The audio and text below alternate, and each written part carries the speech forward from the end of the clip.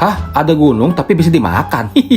Iya, gunung dibuat dari bakso, bro. Bakso gunung berapi yang dibakar di atas hot plate. Siapa di sini yang mau ikutan pesta sama AA? Tapi pesta kali ini berbeda ya, karena AA bakal ajak kalian di pesta diskon bakso rusuk Jos. Kali ini AA lagi berkunjung ke bakso rusuk Jos Cikampek. Mereka lagi adain pesta diskon gede-gedean sampai 50% loh. Buat kalian yang kebagian pesta diskon di bulan kemarin, kalian bisa ikut cobain di bulan Maret ini. Spesial untuk bakso gunung berapi diskon 50%. Dengan harga 27.000, kalian bisa kenyang makan bakso segede gini. Selain baksonya juga mereka kasih harga diskon untuk minuman segar dari Lemon Jos. Harganya cuma 9 ribuan aja loh. Manis, asem, dan segar banget, bro. Oh ya, mereka juga ada menu baru loh spesial dari bulan Maret ini. Ada bakso cincang kampung yang bikin vibes-nya ngerasa kayak kamu lagi pulang kampung halaman.